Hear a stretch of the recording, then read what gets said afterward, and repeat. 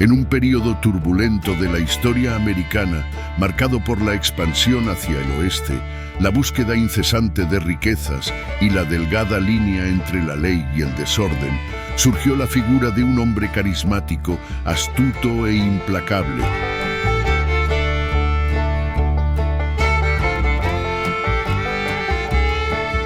A fines del siglo XIX, construyendo un imperio basado en el engaño, la corrupción y la explotación de la ingenuidad ajena.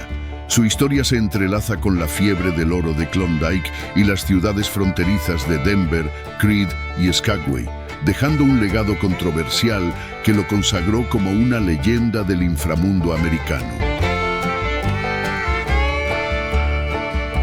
Acompáñanos y descubre más sobre la vida de Jefferson Randolph Smith II, más conocido como Soapy Smith, quien entró en la historia del Viejo Oeste como el rey de los estafadores.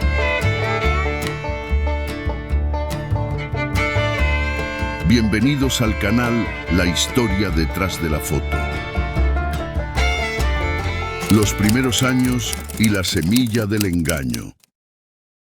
Jefferson Randolph Smith II nació el 2 de noviembre de 1860 en el condado de Coweta, Georgia, en una familia que alguna vez fue próspera. Sus padres, Jefferson Randolph Smith I, un abogado, y Emily Dawson Edmondson Smith, le proporcionaron una infancia relativamente cómoda, considerando el contexto de la época. Su abuelo paterno era un próspero dueño de plantaciones y legislador estatal, lo que indica que la familia Smith disfrutaba de cierto estatus social antes de la Guerra Civil Americana. Sin embargo, la guerra trajo la ruina financiera a la familia, como ocurrió con muchas otras familias del sur de los Estados Unidos. La pérdida de sus tierras y propiedades los obligó a un cambio drástico en su estilo de vida. En 1876, buscando rehacer su vida y escapar de las dificultades económicas del sur posterior a la guerra, la familia Smith, incluyendo a Jefferson Randolph Smith I, Emily Dawson Edmondson Smith y el joven Jefferson, se mudó a Round Rock, Texas, una ciudad típica de la frontera, marcada por la presencia de vaqueros, forajidos y una atmósfera de aventura y peligro. Fue en este ambiente hostil e impredecible donde el joven Jefferson presenció un evento que marcaría su vida. La muerte del famoso bandido Sam Bass en 1878 durante un enfrentamiento con los Texas Rangers. La violencia y la imprevisibilidad de la vida en la frontera, combinadas con el trauma de la pérdida de la riqueza familiar y la muerte de su madre, en 1877, sin duda, moldearon el carácter de Soapy y contribuyeron a su decisión de seguir un camino fuera de la ley, donde la astucia y la audacia podrían rendir más que el trabajo honesto.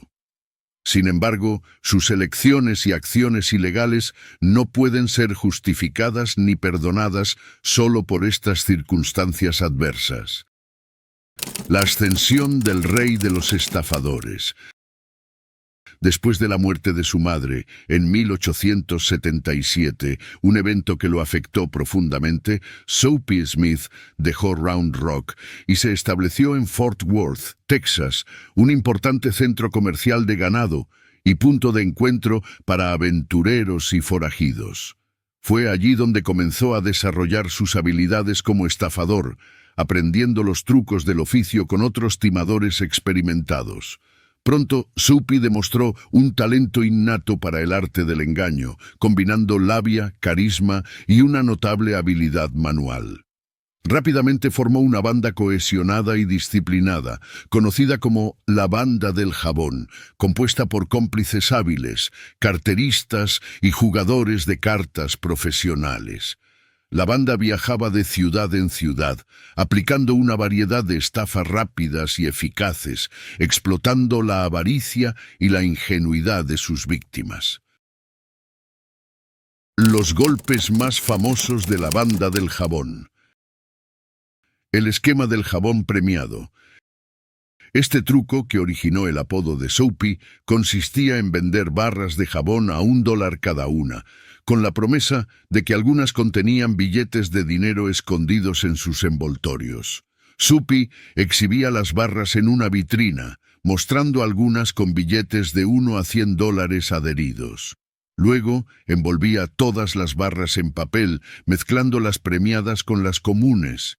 Cómplices entre la multitud compraban las barras, encontraban los premios y mostraban el dinero, animando a los demás a comprar.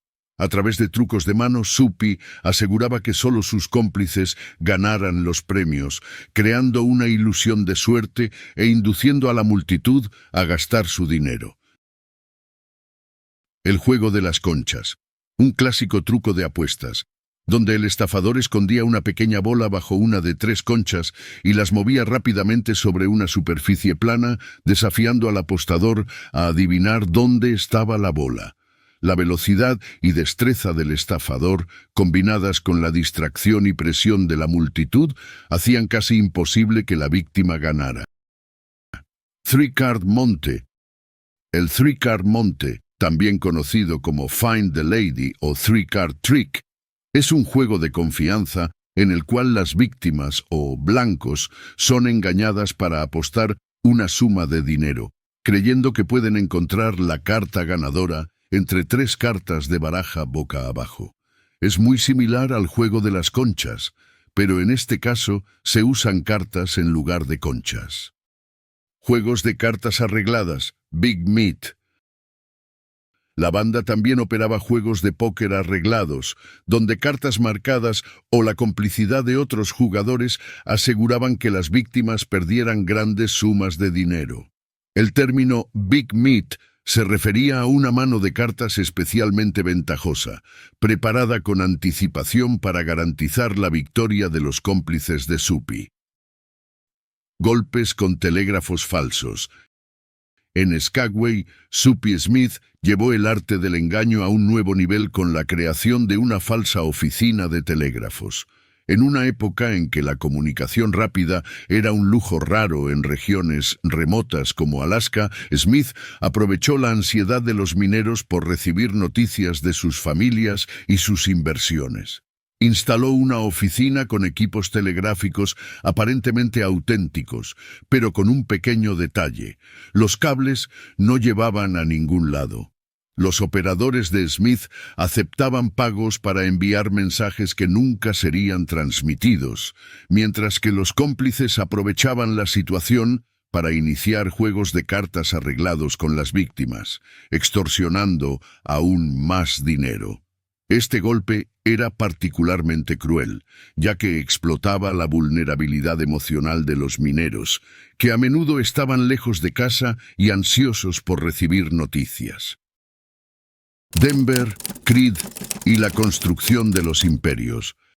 El éxito de sus estafas permitió que Soapy Smith expandiera sus operaciones y construyera verdaderos imperios criminales. En 1879 llegó a Denver, Colorado, un importante centro comercial y un polo de atracción para aventureros y hombres de negocios. En pocos años se convirtió en una figura influyente en el submundo de la ciudad, estableciendo lazos con políticos y policías corruptos. A través de sobornos y extorsión, controlaba juegos de azar ilegales, burdeles, bares y otras actividades ilícitas. En 1888 abrió el Club Tivoli, un lujoso salón y casa de juegos que se convirtió en el centro de sus operaciones y un punto de encuentro para la élite de la ciudad, incluidos políticos, empresarios y figuras del submundo. El Tivoli ofrecía una variedad de entretenimiento, desde música en vivo y presentaciones teatrales hasta juegos de azar de todo tipo, convirtiéndose en un lugar popular y lucrativo para Soapy. En 1892, con el aumento de las reformas contra los juegos de azar en Denver, Soapy trasladó sus operaciones a Creede, Colorado, una ciudad que experimentaba un auge en la minería de plata. El descubrimiento de grandes yacimientos de plata transformó a Creede en un centro de atracción para miles de mineros y aventureros en busca de fortuna. Soupy vio en este aumento de la población una nueva oportunidad para sus negocios ilícitos. Allí abrió el Orleans Club, un elegante salón y casa de juegos, y continuó con sus actividades criminales, contando con la ayuda de su cuñado, William Sidney Caplight, quien actuaba como sheriff adjunto, garantizando la protección de sus negocios. El Orleans Club rápidamente se convirtió en el centro de la vida nocturna de Creed, atrayendo a una clientela diversa, desde mineros ricos hasta prostitutas y jugadores profesionales. Tras un devastador incendio que destruyó gran parte de Creed, el 5 de junio de 1892, incluyendo el Orleans Club, Soupy regresó a Denver e intensificó sus operaciones, volviéndose aún más audaz e influyente.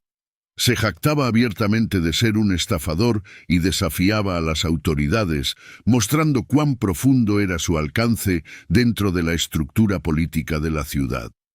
La corrupción en Denver alcanzó niveles alarmantes, con Soupy Smith operando casi impunemente, protegido por políticos y policías corruptos. La política, la corrupción y la guerra de la alcaldía. El poder de Soupy Smith en Denver creció tanto que se involucró activamente en la política local, corrompiendo a las autoridades e influyendo en las elecciones. Se convirtió en un actor clave detrás de los bastidores del poder, manipulando los resultados electorales y garantizando la elección de candidatos que le favorecieran. En 1894, durante la llamada Guerra de la Alcaldía, un conflicto político que paralizó Denver, Soupy desempeñó un papel aún más prominente. El gobernador de Colorado, Davis Hanson Wade, buscando implementar reformas anticorrupción, destituyó a 3 comisionados de la ciudad.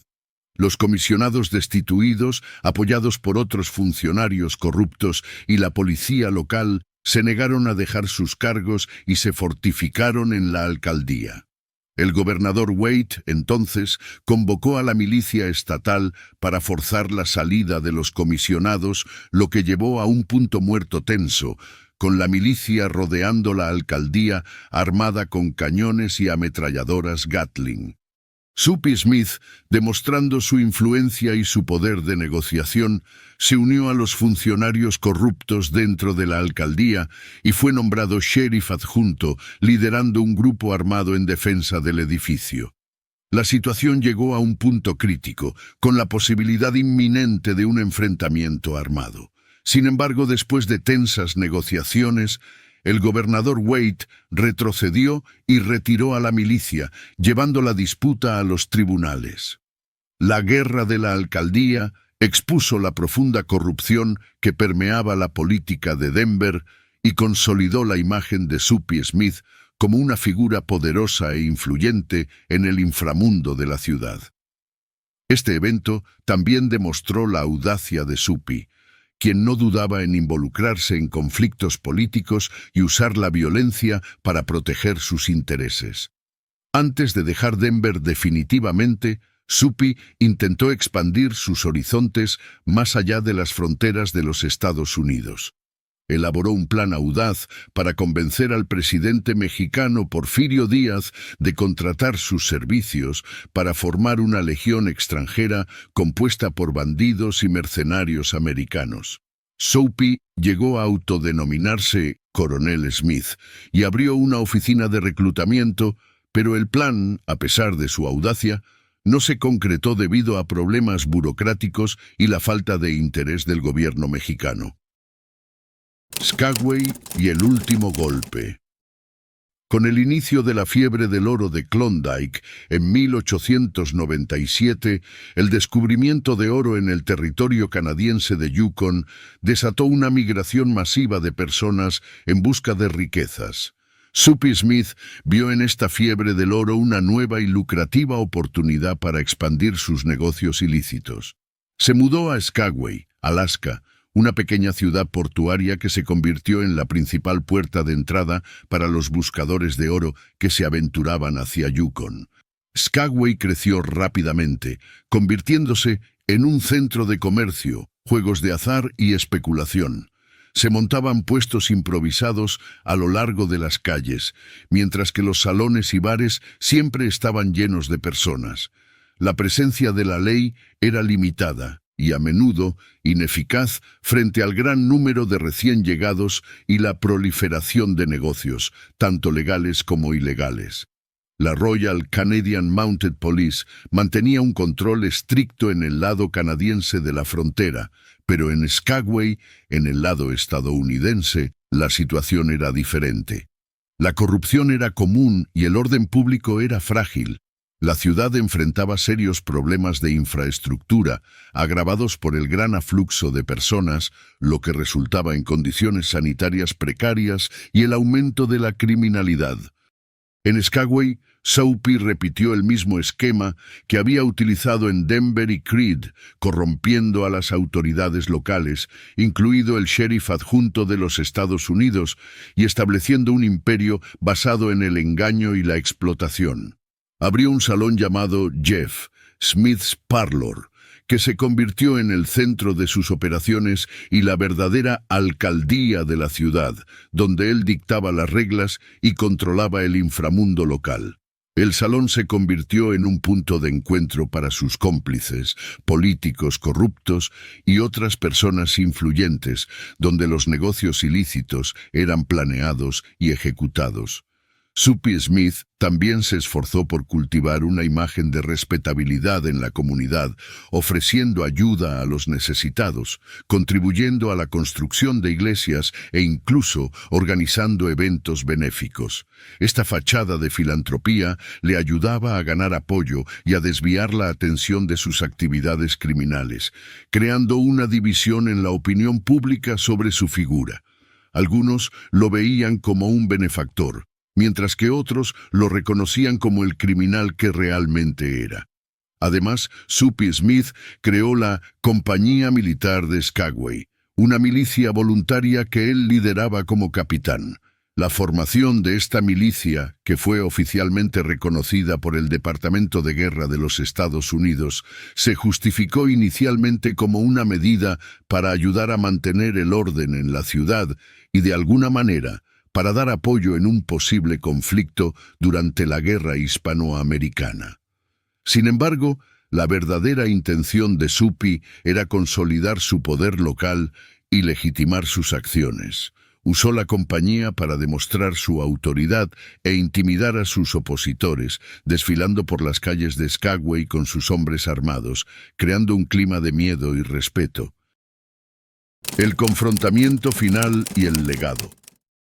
El reinado de Soupy Smith en Skagway llegó a un fin abrupto y violento el 8 de julio de 1898, tras un dramático enfrentamiento con el Comité de los 101, un grupo de ciudadanos vigilantes que se organizó para combatir la creciente criminalidad en la ciudad. El detonante del conflicto fue el robo de un saco de oro valorado en $2,700 a un buscador de oro llamado John Douglas Stewart por parte de miembros de la banda de Soupy.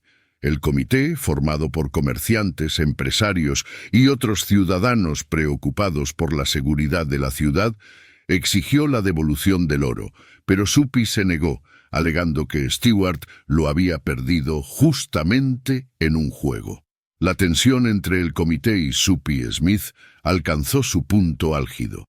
La noche del 8 de julio, el Comité de los 101 organizó una reunión en el muelle de Juneau para discutir la situación y tomar medidas. Soupy Smith, acompañado de algunos de sus hombres, se dirigió al lugar, portando un rifle Winchester sobre su hombro. Al intentar pasar por un grupo de 4 guardias que bloqueaban el acceso al muelle, Soupy se involucró en una acalorada discusión con Frank Reid, un ingeniero civil y miembro del comité, conocido por su integridad y valentía. La discusión rápidamente escaló hacia un enfrentamiento violento. En medio de la confusión se dispararon tiros y tanto Soupy Smith como Frank Reid fueron heridos de muerte.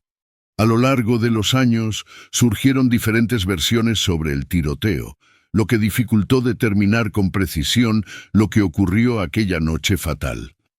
La versión más difundida es que Soapy y Frank intercambiaron disparos directamente, lo que resultó en la muerte de ambos. Sin embargo, otras versiones, basadas en testimonios de testigos y una carta escrita por Sam Steele, el famoso superintendente de la policía montada canadiense en esa época, sugieren que un tercer tirador, posiblemente un miembro del Comité de los 101 llamado Jesse Murphy, podría haber disparado el tiro fatal que alcanzó a Soapy en el corazón. La carta de Steele, en particular, pone en duda la versión oficial de los eventos y sugiere que el tiroteo podría haber sido más complejo de lo que se pensaba inicialmente. Soapy Smith murió instantáneamente con un disparo en el corazón.